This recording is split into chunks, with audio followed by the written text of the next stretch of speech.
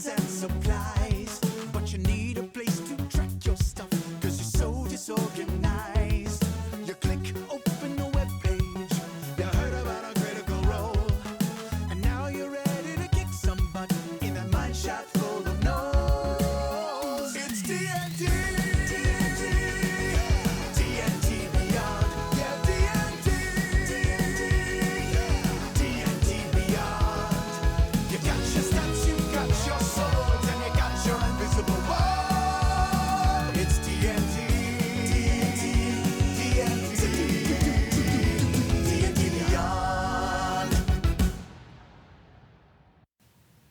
Hello and welcome to And Beyond. I am Adam Bradford, the product director for D&D Beyond, and I am Todd Kenrick, the content creator for D&D Beyond. yeah, and see, I think my can you hear me? Okay, Todd. Like, Yeah, I can hear you just okay, fine. all right, yeah. So something's going on with my headset, so I might have to like go this way and that, so the sound's going out, but I do barely hear you. So we're gonna make do. We're just gonna gonna be lip okay. read this. Yeah, We're just gonna do that's some lip it. reading. That's it. Like that used to be an actual skill in Yeah. Dungeons and Dragons, right? It was like some. Oh yeah. What was the skill called? I think it was in third edition. Oh my god. Oh man, it wasn't just lip reading. It was something. There's a feat that gives it to you now. Yeah, maybe. Fifth. Yeah, keen mind or Yeah. observant. We Observant. were maybe. way off. Yeah. So we're already off topic. way off topic, but anyway, we're very glad that everyone is here today, and we have a special guest, our new community manager on D&D Beyond. You probably know her from all over the place, though, Lauren Urban. What? Hello, Lauren. She's here. Hi. I'm here. Where This is are you, exciting. Lauren? You look like you're in a place I've seen before. I'm deep within the bowels of Wizards of the Coast. That's Right in the bowels. fun. Yeah, right in their D20 studio, which is why I have the lovely art behind me and the very nice microphone and everything, because I have to be here for something happening in an hour, and so I get to take over their studios for a little bit. So Yeah, thank what you, is that? Wizards. What is that? What are you doing? Yeah, what is happening in an hour, Lauren? Is that even announced yet? I don't think so. I think I'm about to Oh, so announce we're it. just Oh, I mean, Lauren, don't tell anyone. yeah. If it needs to stay a secret, I guess it needs to stay a secret. So Well, it won't be a secret for long. Okay. I haven't gotten the complete okay to go ahead but let's just say next week, right after And Beyond, if you stick around and go to the D&D channel, you might see more of me. And there might be other some people. other things going on. So yeah, lot of exciting stuff. So thank you very much for joining us. We are very happy to have you join the team. That's I mean, you have already done such a better job than Todd ever did with social media in like a week, you know? I mean, I'm joking. Aw. I would not He's- say that. he's I looking have the so- benefit. I have the benefit of I'm not sitting in front of a computer trying to video edit a bunch of really awesome videos all the time, and so I have a slight. Oh, he slightly left. more time. It's Oh, over he's with. He gone. left. Yeah. That's fine. I'm gonna handle this solo. Take it back. I take it back, Todd. You've done a fantastic job.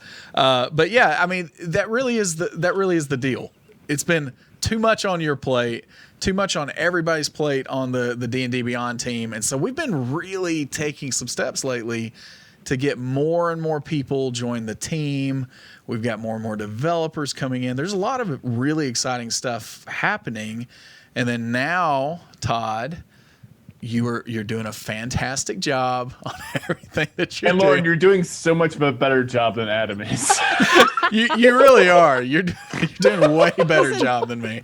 I could just go if you two have something to work out. Yeah, really, You know, yes. I really, I mean, it's cool. I could just go. Isn't now. this how it's all the amazing. VH1 specials like? Yeah, we need this like is how couples it- therapy or something. This is how it happens. No. behind the D&D But game? I did want to take a second, though, and kind of explain what we're trying to do here. Because, when did you join the team, Todd? It's been at It was least almost exactly a year. almost exactly a year ago. And so I saw this crazy little show called Dungeon Life that was getting off the ground. And hey, this is some really, really good stuff. And I think a lot of people want to see this kind of content. we reached out to you. You joined the team. You've been producing the same great, possibly even better content. At this point, I'd argue better. Yeah. yeah, it's great content, and so people are really eating it up. And at that point in time, again, especially where DDB was in those very early days, really, really scrappy, trying to get this thing off the ground in the first place. And so all of us have been doing 4 or 5 or 10 jobs. That was a very crazy time. It's been really, really crazy, and especially all the lead up to Xanathar's Guide to Everything and all that content you're putting together. And so bringing Lauren on as this community manager, so I've gotten that question a few times across the Twitterverse and everything else, what is a community manager and all of that. And so getting into that, bringing her on as community manager is going to allow Todd to really focus and deep dive into all this great content and do even more things. And we have a lot more coming. In terms of content, a lot of exciting stuff coming for the content track, and then it allows Lauren to step in and really pay attention to the communities with more focus and everything else, because it was, Todd was doing a lot of stuff and trying to, while he was trying to edit video, while he was trying to develop strategies for what kind of articles we're going to write. So there's all kinds of activity going on, and we wanted to bring in someone that could really pay attention to the community. And then here's the transition finally, right? This is where we saw Oboe Crazy showing up everywhere in the chat, and of course everywhere. Lauren, I had met you. I think I met you at the stream of Annihilation, so it's been a while back. But really enjoyed meeting you and everything there. But then I saw as Dungeons and Dragons started streaming more and more content, Oboe Crazy everywhere. And that's where we were like, we have got to get her to come in and help, work with the community on D&D Beyond, and give her an opportunity to engage more and more with the community. Yeah, not to be overly. I mean, Lauren, you're just awesome. So wow. And you're Deal like with me for a everywhere couple all more the weeks. time. No. Like this is yeah. After a few days, I won't be saying this. I am admittedly online a lot, so. No, but it's amazing. Like, you've always been such a massively positive force for the community this entire time, and it's just been great watching you always there and being so helpful to everybody. And you clearly care so much. It's kind of inspiring, and you just do a good job. I feel like a tear's forming in the corner of his eye, which is I don't great. feel feelings. I do. I have to say, I feel super lucky because I hear that a lot. And I know, especially when I talk about the work that I do on Twitch or the work that I am now doing for D&D Beyond, there is this weird stigma of Twitch chats and communities and how it can be a rough place.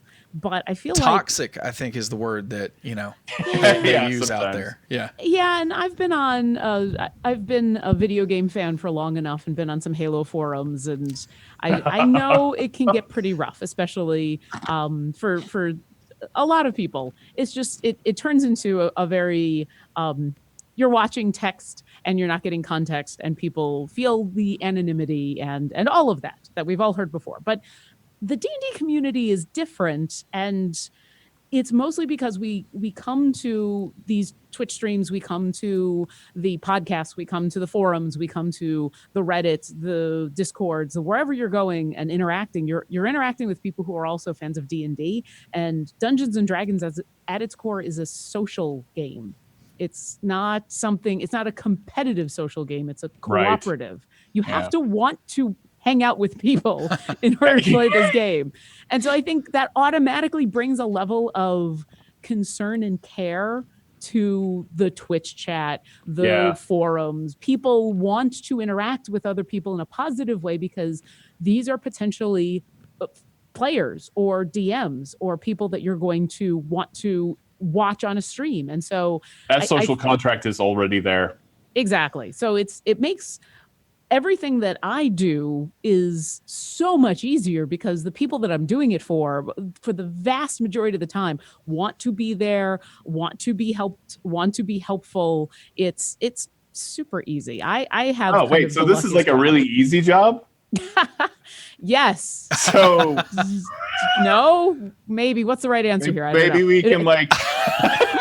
I know that what you're saying is very, very true, because when I come Yeah. home today, I'm going to have a 13-year-old sitting at the computer. You know, he's done with school and everything. He's going to be sitting at the computer. He's going to be completely the kindest, most gracious human being to these random people that have teamed up with him in Overwatch.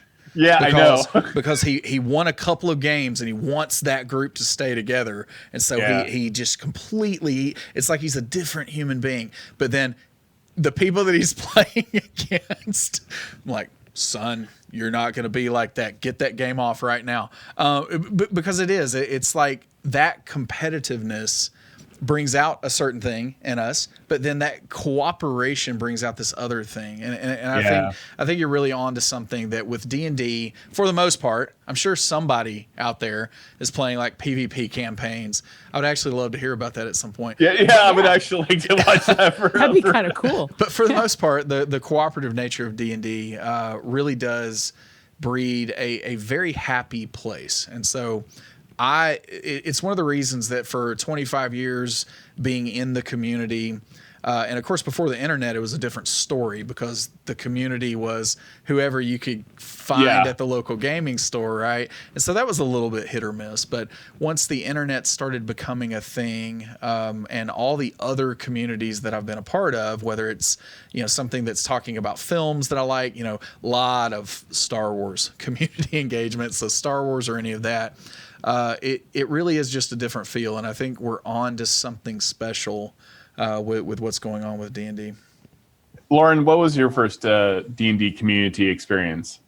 My first community experience Yeah. was probably through, so a lot of, well, it'd be two different things. I was able to start up playing in 4th edition with, it wasn't called Adventures League at the time. It was you'd go to the store and it was essentially Adventures What was League, it but it was, called?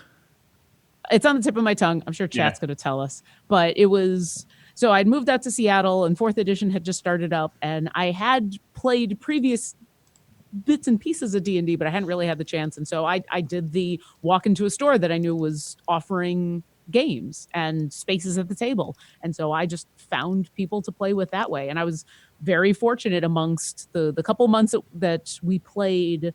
There was a community of us who were there every single week, who kind of had the same play style, that when unfortunately that store closed down, we all said, well, we want to keep doing this. And so they came to my apartment, they came to other friends' houses. And so that's kind of my home game. Yeah. But at the same time, I was with a group of people in the Rooster Teeth community, Rooster Teeth is this online multimedia, now they're a multimedia giant, but if anyone's ever heard of Red versus Blue, that's where they started. And we were all fans of them.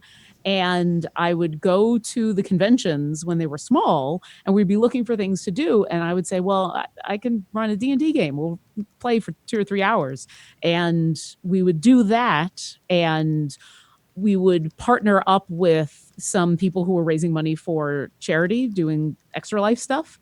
And it'd be like, come play D&D for an evening and donate, and you can roll the D20 and be the monster for a while. And out of that slowly grew into playing the live games and doing a lot more. But those would probably be my first real community with D&D, would be the in-person at the game store, and then the online, here are friends of mine I've already got, and we just want a different way of having fun together. Because Halo was hard to play originally when you had to LAN it up. You had to bring the box, and you had to bring the CRTV, and everyone had a Duke, and that was a lot. But, I could put a couple character sheets and some gummy bears and some dice in my backpack, and I could play a D&D game with you. So yeah. I love the gummy bears part. That might be my favorite part of your kit there. That's Yeah. You use the gummy bears as your counters and your miniatures. No, I was eating them, Todd. So...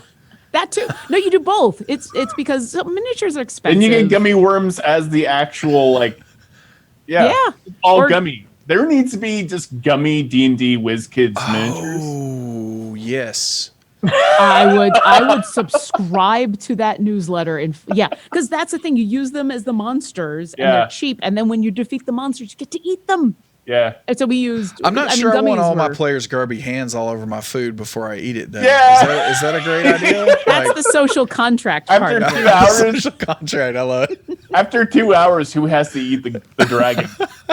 It's like you get one of those. What's those giant gummy bears that are like 5 pounds and are this big? It's like legendary They make dragon. Oh yeah. Oh, they're like this big, and they're just a solid thing of gummy bear, and it's. All right, I'm gonna leave the live stream again. Just 1 second. I've seen challenges where people try to eat the whole thing, which is a bad idea. Please don't. What the vomit must look like alone? Wait, like what? Feeling a rainbow. What does one win from completing that challenge? Internet points, I guess. Okay, yeah, that's not worth it, probably. I mean, if it was something better than that, I would absolutely do it. Why does anybody do anything online? Because I don't know. Because someone said, "I'll buy this for you if you eat it in front of a camera," and they said, "Sure." Oh yeah. I guess it's better than cinnamon or milk. Todd, we should do like an eating challenge. No. Show. Oh God, No. let it be hot dogs. Let it be hot dogs. Hey, so it's gonna be hot dogs for you and chicken wings for me. So it's like I'll have to compete in your world. You can go on Hot Ones. Yeah, I don't know about that. Yeah. See, that's the thing with chicken wings. So let's talk about chicken wings, actually, Lauren, Sure. because I mean, I don't necessarily want to dive too much into your personal history or anything, but you are from a certain place that is, possibly invented the certain type of wing, right? So, yes, I'm from Orchard Park, New York, originally, which is a suburb of Buffalo. Buffalo, yes. And so bad football, really good chicken wings. Yeah, exactly. And this is the thing, is that I am addicted to buffalo sauce in particular, but buffalo chicken wings. And my sons and I, so my 13 and 9-year-old, I'm pretty sure this December when our office closes down, I've got a lot of time off work, I think we're taking a pilgrimage. Like we're going to go up to Buffalo to eat at all the real places, and I'm relying on you to tell me what is not the touristy place. Like I want to go to the real legitimate place, right? And so, but the thing is with buffalo sauce, I don't like it incredibly hot. Like I want to be able to taste it. So going on Hot Ones, I don't think it's going to work for me. Well, and Hot Ones is a bit of a challenge, but also what I appreciate about Hot Ones is they do try to have sauces that do taste good. A small percentage of the population wants the pain. Most people, they want the flavor, and they're willing to put up with the pain to get the flavor. And so it's like, all right, I will have the 3 billion Scoville because in that moment before things go bad, it's really good. It's so good. Yeah, it's the best. I think a lot of things could be described as that. Like, for just a little while before it starts just completely coming apart, it was good. That's a philosophy I hadn't considered. It really is. Yeah. But yes, I will have to. It has been many years since I've lived there. It's been 10 years. But you have people, right? I got my parents. You got wing people? I got wing people. Okay. My people. Right. Most of my family still live on the East I didn't Coast. know where this was going at all. Because I'm like, did chickens not have wings before? It's like, I run a campaign world the wing? where the chickens Absolutely. don't have wings. They, they're just, as soon as they're born, they donate them to people to slather in buffalo sauce. That's why every buffalo you've ever seen is wingless. Exactly, Todd. That's horrifying. Surprised you didn't know that. I think I know what my next like D&D we just game have is going to be all about. of these buffalo in Montana, and they just none of them have wings. So it's horrifying. Yeah, that's me they're and all my family. bandaged up and everything. Lauren, I think we probably should talk about what we were actually intending to talk about today, because I'm not sure if we've actually done that yet. So let's start here. Again, before you started getting really involved in moderating Twitch for the D&D team and becoming our community manager, I met you back at the Stream of Annihilation. You were doing some really cool things there. So you've got a lot of podcast activity. So can you walk us through what's going on, the podcast that you're running and what you're involved in, and possibly talk a little bit about the new thing that's coming up that's having to do with Waterdeep? Yeah, sure. So the podcast that I've been running for the last 3 years that was born out of these live games that I would run at RTX is called Dungeon Drunks. And it is literally 5 friends get together and wanted to play D&D. And we did one of these live games and it was really successful. And this was 3 years ago now. Yes, 3 years ago. We did one of the live games, and afterwards, we had a whole bunch of people coming up to us saying, "Are you doing more? Are you going to do more?" Sure, why not? So we a bunch of us had already been doing some podcasts. We had done basically a talk show style podcast. A friend of mine, who's one of my players now, Jack, he's been doing podcasts for like 10 years. He was a fiend. So we started playing, and it was originally supposed to be just a fun outlet. It was me getting my DM feet wet. It was, we had 2 brand new players. We had 2 old school players, and we were just having fun. And then that started to gain some traction. And then bless Greg Tito, he put out a call on Twitter. They were looking for people to interview that were DMs specifically. They wanted to get people in the community. And I think he was also looking for women DMs, and our fans were amazing and wrote to him on Twitter and said, "Oh, you should look at Dungeon Drunks. You should look at them." So he had me in on the show, which was so much fun. I got to meet him and Shelly and got to see the studio, and it was kind of it was a dream come true. It was like, this is this game that I love and playing with these people that I love, and now I get to walk in on where it's made. This is amazing. And so that helped develop a relationship, and where when he started coordinating some of the other podcasts that are out there that do actual plays to do things, we were one of the podcasts that he contacted. So, and then I started doing some live streaming stuff just here and there, mostly once again for charity, and it kind of blossomed from there. So the Dungeon Drunks, the joke is that come have a drink, play some D&D. It doesn't have to be alcohol. We've got there are many people on our show who don't drink at all or drink tea. So it can be anything. We talk about what we're drinking and then we just play. And we've been asked to participate in a couple of the larger events that Wizards of the Coast has put together. The most recent is coming up next week. It's starting. It's called Podcast of Waterdeep, and it is 8 podcasts and a whole slew of amazing guests got together, and it was put together by Josh Peralt and Victoria Rogers from the Broadswords and from Taking Initiative. And they essentially took Waterdeep Dragon Heist and wrote a 10-episode story that distills a lot of what's in the main campaign of the main things in Waterdeep. And every podcast then said, "I want to do that episode. I want to do that episode. I want to do this and that." And so we all kind of picked an episode with a plot of, all right, here's 2 or 3 things that have to happen. Here's a start point and an end point. And then we had guests that joined us. And the last 2 episodes were just a bunch of guests and guest DMs coming on. So, for example, Dungeon Drunks did episode 6, but then I'm playing in episode 10. So if you listen to the whole thing, you get to hear me twice. I'm sorry. So the whole thing is one continuous story kind of broken up into little bitty chunks. And it was an amazingly difficult, fantastic, crazy time, because it's hard enough to come up with a 10-episode arc. It's hard, even more hard to keep your players on track. You're like, I have 2 hours to get A, B, and C done. When you want them to feel like they have agency, you want them to be able to be creative. And now you've got the pressure of, well, we need to get A, B, and C done, not just because I need this adventure to make sense, but because episode 7 is counting on me to deliver this information, and episode 5 gave me like this nugget, and I have to make it work. And it's more like directing an episode in a TV show. Probably, yeah. You got to set it up for the next direct. I mean, you have to finish. It's not like Acquisitions Incorporated Lives show, like where everything falls apart like within the first 5 seconds. And Chris doesn't even get to show half his miniature layout. Nope.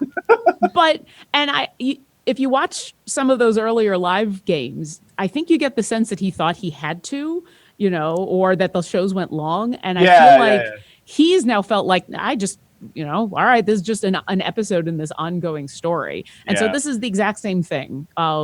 Not every episode is a perfect story encapsulation for what we need. And so there'll be some explaining in between. But yeah, if you start at episode 1 and go to episode 10, it's a complete story arc with a couple dozen different characters, but all set in Waterdeep.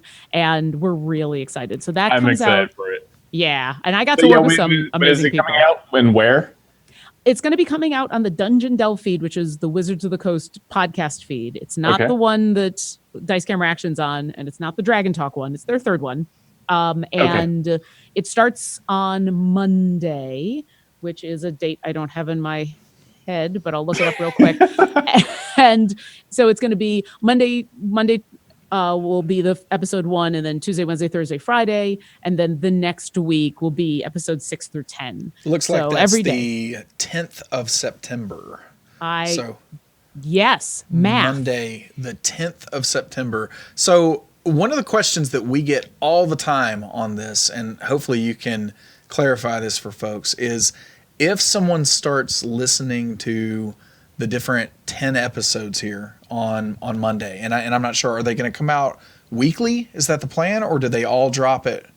Well, one at a time. Okay. Episode 1 on Monday, episode 2 on Tuesday. Oh, I see. 3. So once a day. Quite rapid. Very cool. So if people listen to that, not watch, listen to that. So will they get spoilers for the main campaign, or is it kind of a supplemental thing? Oh, they turned the lights out on you. Are they trying to send a message? She's still in there, folks. I'm alone in the studio right now, and I think the sensor that says that people are in here has failed miserably. So, all right, let's blame Tito. Turn our lights off. Yeah, Greg's just like, I'm done. It's mood lighting. You've said too much. Oh, Sean is here to save me. Thank you. Thanks, Sean. Thank you, Sean, for keeping the lights on.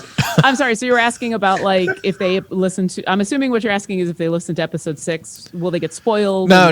I'm more asking, even if I listen to episode 1 and I go through and I listen to all 10 episodes, am I going to get spoiled as a player in Dragon Heist? A little bit. A little bit. Not so much. So certainly there's no way we could have gone through that whole book in 10 episodes. Without spoiling anything, it's a thick book. Yeah. As someone who's now been reading through that book to do other things, there's 2 whole sections of the book and 2 whole main bad guys we don't even deal with. Right. So it's a very high level thing because it's only 10 episodes. But there's whole chunks of that book. A DM could run Waterdeep Dragon Heist, and the only thing that will have been spoiled for you is some basics about the actual plot of the game that you'd probably be able to figure out yourself. By reading the back cover copy, probably. Right. Or just what's out there already, like what you can already read. But it is so modular and so thick. And we came up with, and by we, I mean all the DMs and especially Victoria and Josh came up with so much that is special and things that are important to the campaign, but you get a chance to pick what they are without giving details. I don't think it'll really spoil you that much. The same way you can watch Dice Camera Action and play whatever the most recent thing is. And every once in a while you'd be like, oh wait, I kind of recognize. Yeah, the Xanathar. Okay, but no, it's every DM is different. Like every DM's gonna have a different take, and also like Dragon Heist Waterdeep is completely unique in terms of the fact that like, and it's not a spoiler, but like it depends on the season. Mm-hmm.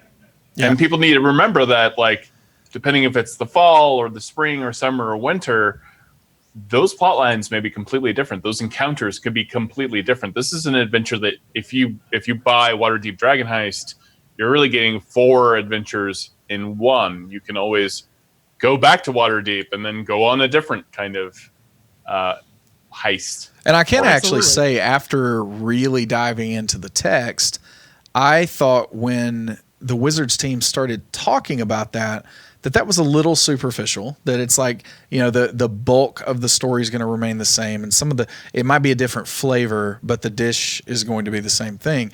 And it's legitimately not. I mean, it really diverges very early in the story, and so depending on which of those enemies or seasons is potentially chosen, it really branches out, and it's very different. So I think that is interesting. But we get that question all the time, so thanks for that, Lauren. Someone did ask about what her transition was like, even though your transition has only been 1 week. It's been a week and a half. How has your transition into being a community manager at D&D Beyond been? I've been terrified, but good. Because I'm mean. No. The I'm two of you terrible. and everybody that I've been working with has been wonderful. But it's certainly it's any new job. Any new job you walk into, there's that the terror of not knowing whether you can really do it. There's I don't know what I don't know, and I don't know what I should ask. And you kind of have to just accept I'm probably going to be clueless and ask a few questions that people are going to go, well, this is obvious unless you know what you're doing. It's been amazing and terrifying, and I've gotten so many well wishes that really my biggest hope is that I can just live up to everybody's expectations. You already have, and you're a big part of the Critical Role community as well. Especially here, like locally in Seattle, you have your critters. I love that community. I show up to the meetings. I can't say I run anything at all. I've just I'm just like anyone that is a fan of D&D, you can't at least admire, if not love, Critical Role. And so that was an amazing thing to find out that, all the critters in Seattle get together once a month, and there's this local coffee shop, and we all just show up at Wayward Coffee and talk for a little while and have fun and get together during cons. And it's a chance to be able to see the people who have my same love in person, which, that's why we go to conventions. It's to do that. Well, we get to do it once a month. Yeah, what was PAX like? Oh my God. PAX was an experience. This is my 8th one. Oh, wow. Well, I live in Seattle. Yeah. So it's easier for me to go than a lot of people to PAX West. Now, what year was this? Did I see 15? I think so. Yeah, okay, wow. Yeah, one like 2003 or 4 or something like that. Yeah, certainly and the live show the started 10 years ago. Yeah. So, oh my God, I'm old. And there have been...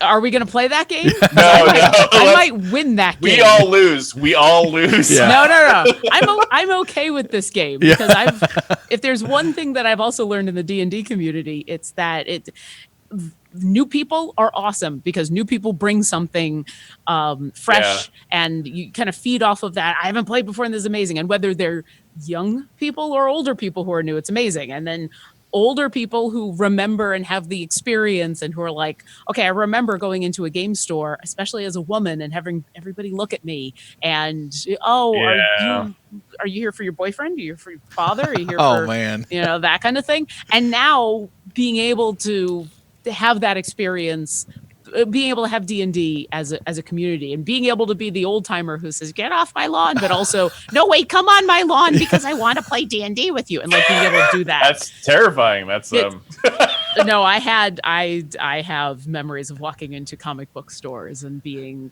are you sure you're in the right place? And I just want to look for some X-Men comics. Why don't you go down the, all right, fine. So, that's the bulk of my wife's experiences growing up as well.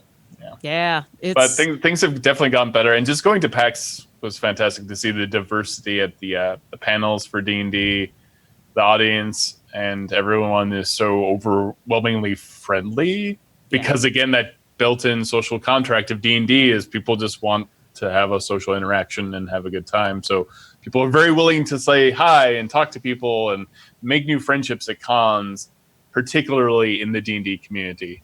Absolutely. I've never experienced anything quite like that. Like, I was in video games for a very long time, but yeah, there's something about D&D that's utterly unique. And so I'm glad you had a good experience, and you're doing a great job. Is there a good way for us to segue? You have some other talents other than community management and just being a positive person. So Me? Nah. No? That's don't your get only. it. That's it. You can't even drive a car.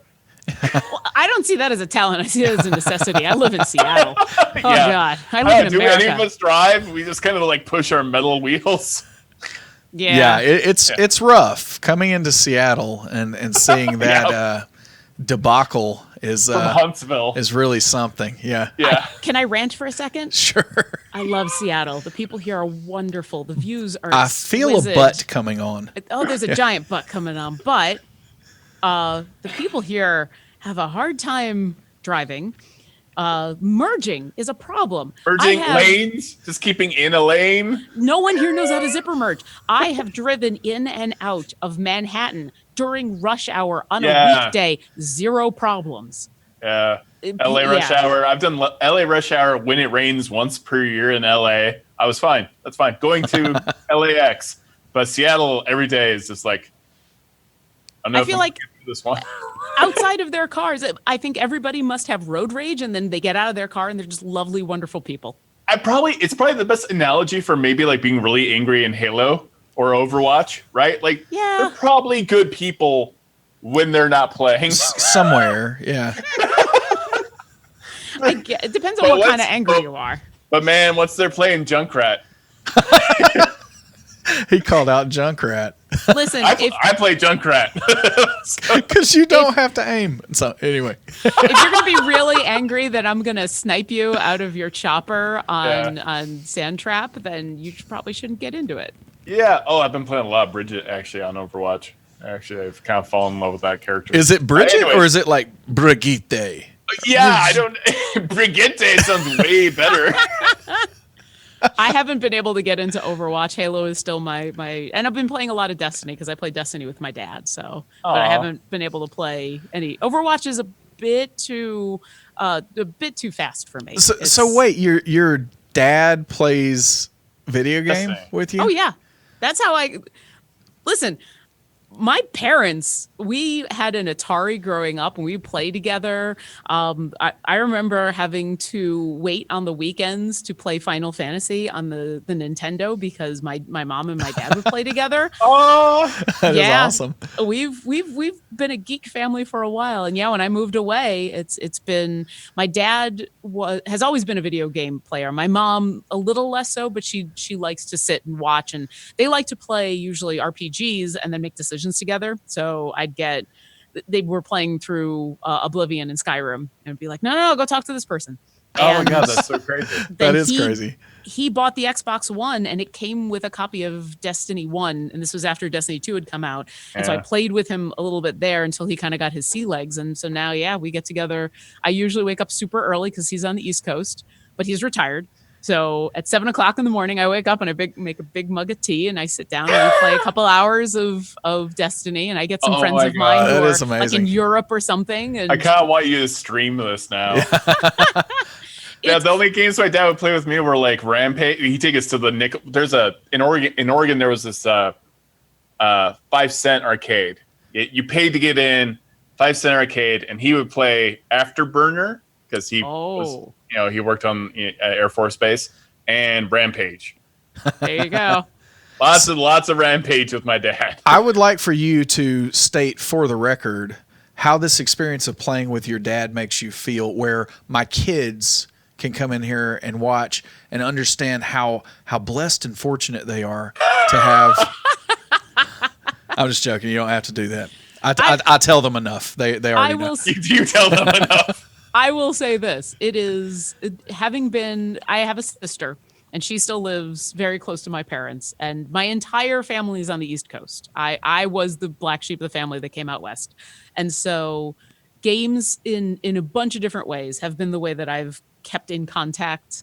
And I call and we email and, everything, but like, being able to get up at 7 o'clock in the morning, and then I would never be able to stream us playing, because what it is it's the two of us on Mars farming something while we're chatting about, my sister and the house that she's looking for, or what mom has been up to, or what my aunt, I would still kind of want to watch that.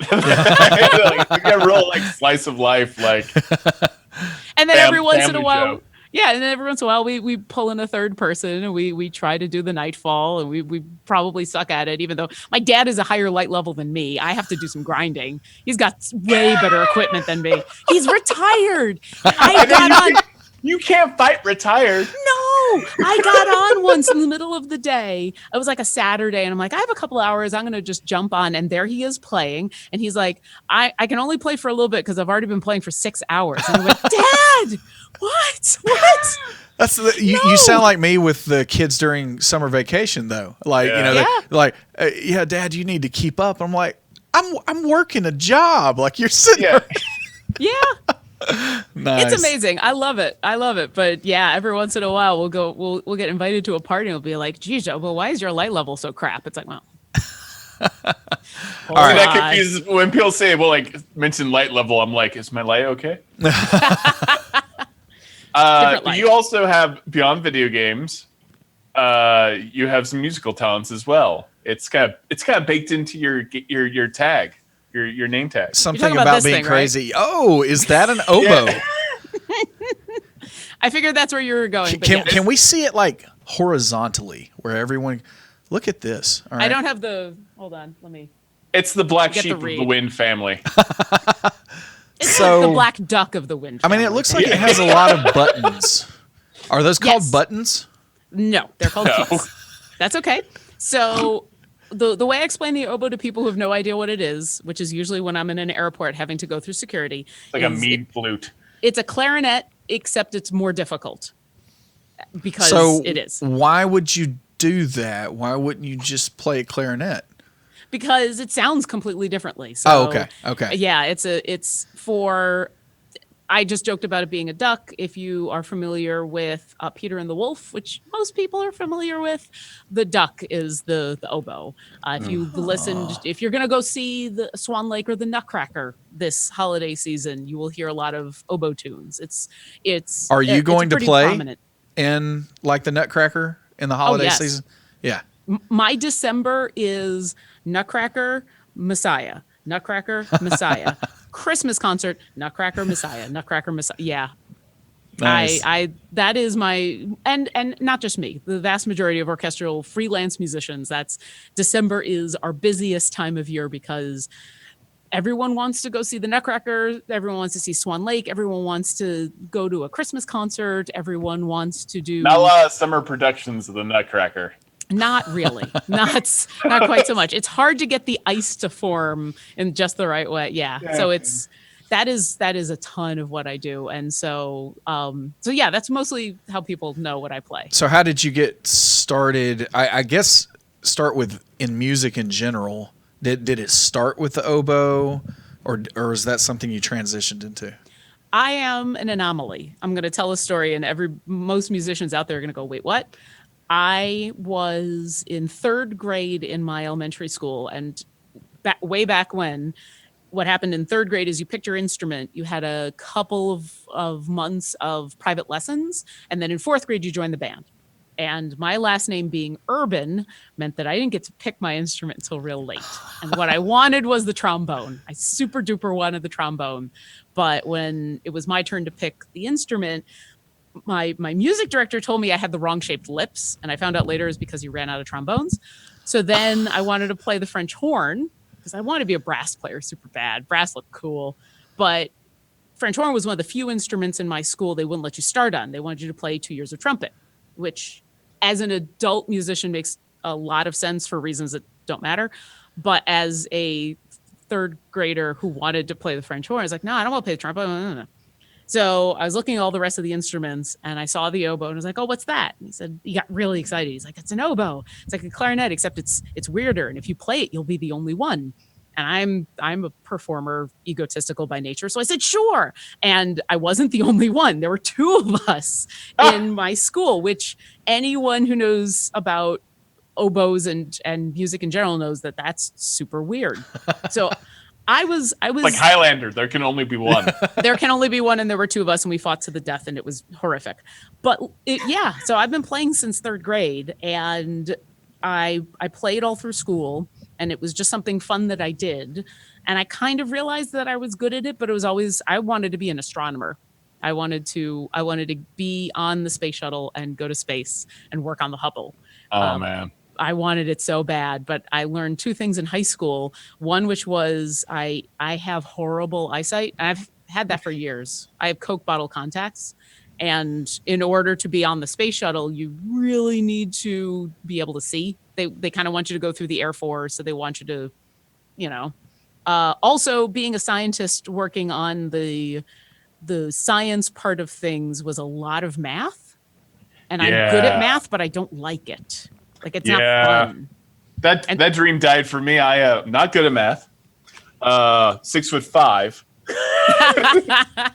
Small, tiny little capsule. Yeah. With his like Hulk in a kiddie playland in McDonald's. Big guy in a little shuttle. Yeah, big guy in a little shuttle. Yeah. I am terrified that we're gonna miss out, but you're gonna do something really cool. Okay, well, I'm gonna try. Yeah, I want to. Wow, yeah. Oh yeah. This will take a second because I now have not played for 45 minutes. So what is that you just did? So this is I'm super far away from the camera. So one of the main differences between the oboe and most other woodwind instruments is we have what's called a double reed, and bassoons have the same thing. So the clarinet, all the saxophones that you hear, they all have a single reed on them that vibrates. This one has a double reed, and I make these myself. This is how I got into watching D&D streams. Is everybody said, oh, 3-4 hours worth of D&D streams, that's a lot. And I'm like, I have to spend 3 or 4 hours sitting on the floor carving a piece of wood. This is perfect. That's how I got into Critical Role. Was I was like, I can watch D&D while So it all comes together.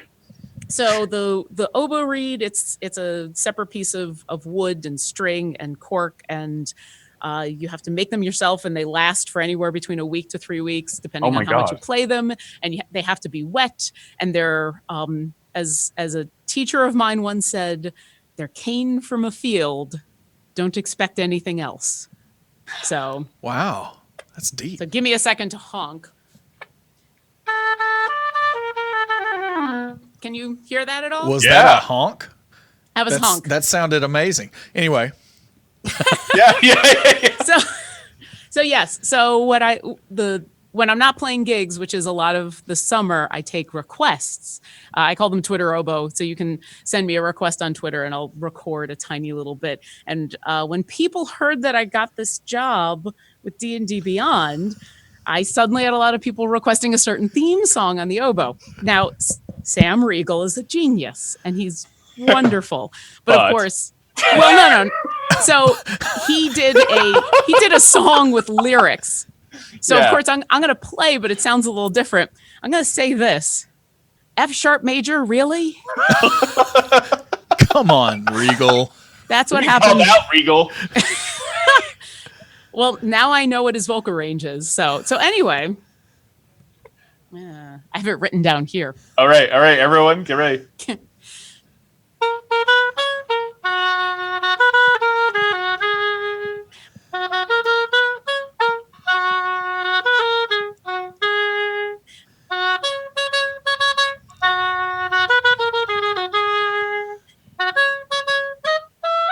Whoops.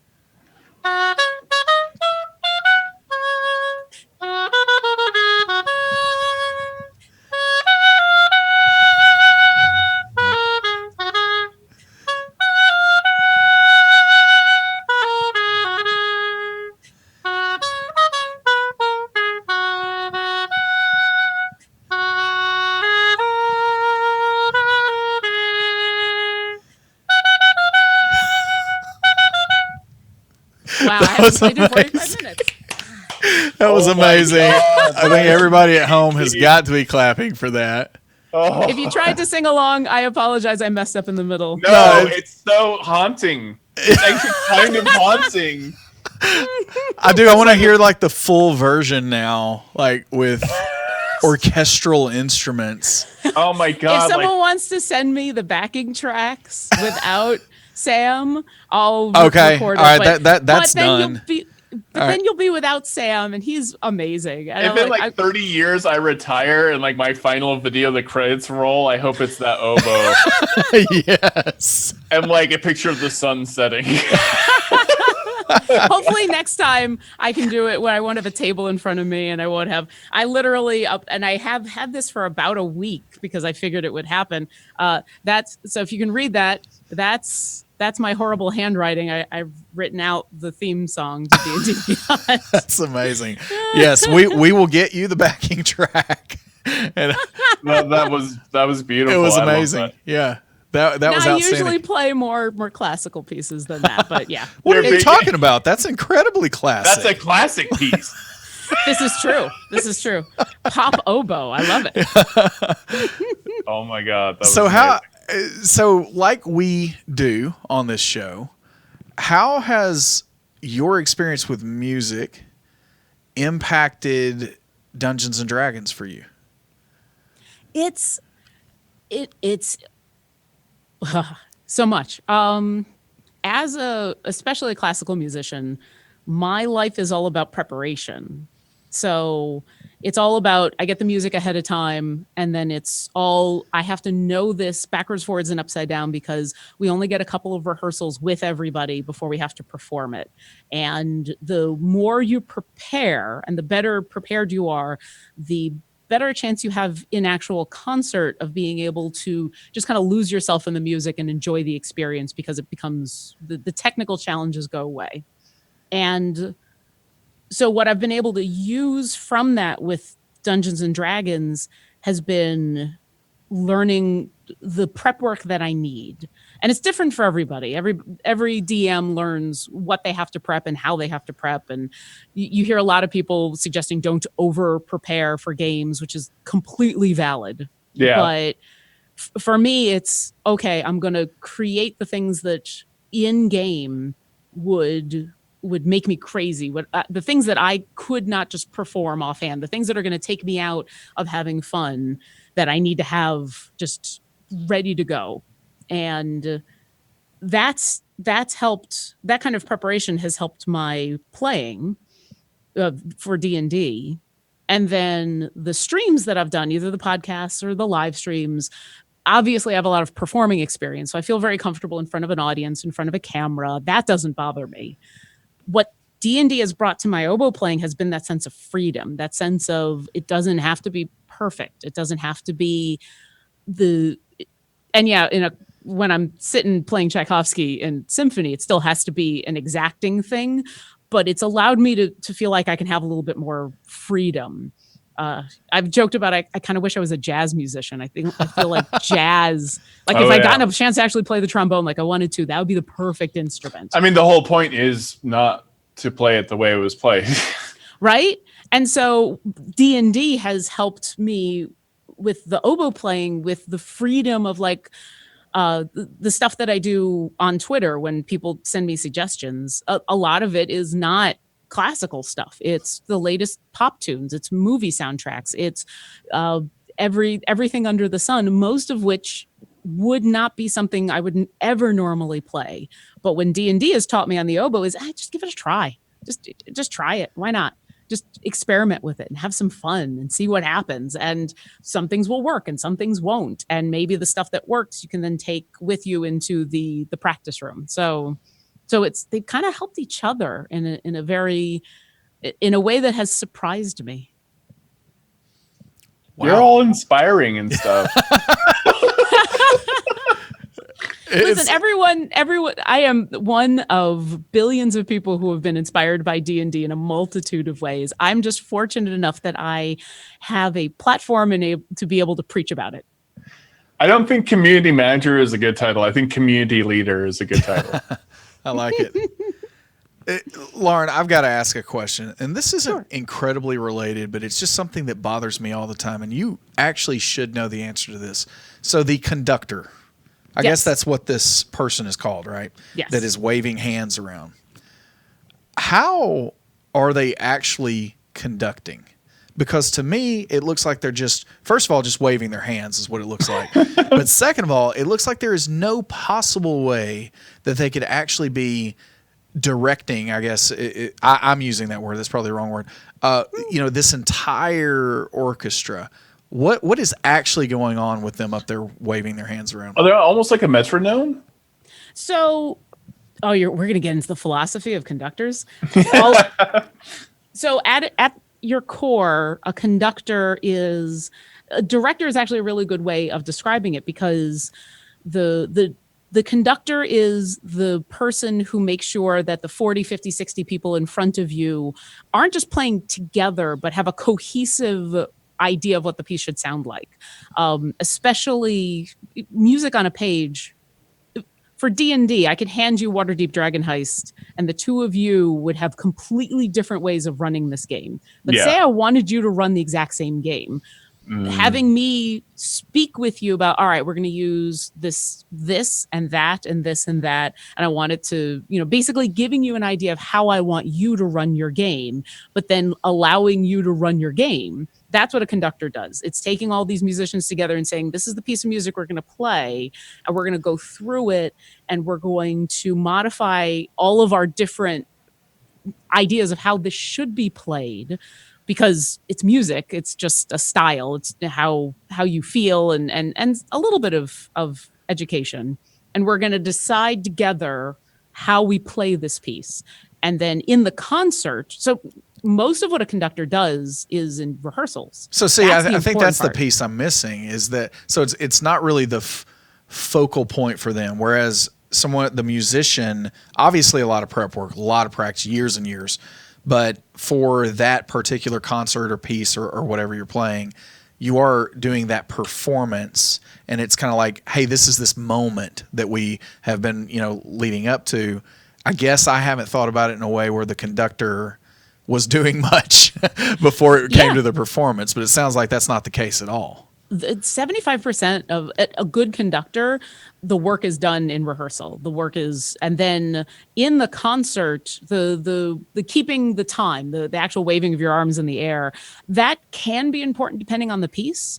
And in moments, because for the same reason that if you're all trying to move together at the same time, having someone, however they're going to indicate to you now, it's the more complex version of 3, 2, 1 now. And so you need that for some pieces, because when there's a lot of you doing it together, having one person give it to you is important. But a lot of what a conductor is doing is giving you how do I want you to play this piece? And we're going to rehearse that. We're going to fix issues. And they're going to be an objective listener to be like, no, you guys over here, it may sound good to you, but it's late. Or you're over here, you're more important than what's going on over here. So I need you to be louder and you to be softer. And then when the performance comes, a good conductor has done all of that work, and they are basically just there as a guidepost. They're there as a cheerleader guidepost. If you can find it on YouTube, there's one of my favorite videos of all time of classical music is Leonard Bernstein conducting, and it's a piece of a Mozart symphony. All you have to do is Google search something about him conducting with his eyebrows, and what you'll watch is Leonard Bernstein conducting a small little orchestra doing a movement of a symphony, and he, unlike most other conducting you see with all the arm waving, he doesn't move his arms at all. He gets them started and then he stops. And everything that he does is facial expressions, is making eye contact with somebody and that. And, oh, wow. And it's and he can do that in this piece because it's a consistent tempo. So he doesn't have to worry about, being a stop, a start kind of thing. He's trusting the orchestra to play the way that he's instructed them, to be professional together, and then he's just there to give nudges here, there, and everywhere. And he does it a lot with his eyebrows. So yeah, definitely look it up. I have a question though. Oh, sorry, because we're gonna have to wrap up pretty soon. But yeah, they just turned the lights off on me again. What's the largest audience? And I have a follow-up question. What's the largest audience you've ever performed for? Live, like on stage? Yeah. I did get a chance to play in New York City at Carnegie Hall. And how many was that? It wasn't a full audience. I was on tour at the time, but it would have been, Ben Arroyo is probably pretty pretty much the same. Couple thousand, maybe. Couple thousand. Wow. You just performed the D&D Beyond theme song in front of 6,400 people. Yeah. That's amazing. I just want to make note of that. Yeah. I didn't mean to make that pun. I'm so sorry. Oh, that was an accident. That was okay. That's all right. I'll forgive you this Good once. person. I was gonna say though, like after hearing that description of a conductor and understanding a little bit more about that, I feel like there's a lot of similarity between that and a dungeon master, and I really like that idea that you as the dungeon master are not the one that's really doing a lot of the execution, but you're there to guide and you're there to prompt and all of that. So it did, when you were talking about it, I was thinking, it was like, well, that sounds like kind of like a DM could do. That sounds like a DM could do. Very close. interesting. You're gonna start using my eyebrows more when I freaking dungeon. That's a great idea. We are completely out of time. Lauren, is there any way I could trouble you? Can you like take us out as we fade away? Yeah, take us out. A little encore performance. Oh, jeez. Can we do it? It would be amazing. We're gonna fade get out on me. I'll play and you'll yeah, just fade that's out. gonna be All right. amazing. So a little bit of an encore here of the oboe. Thank you so much for watching today. Thank you, Join us everybody. next week. Bye.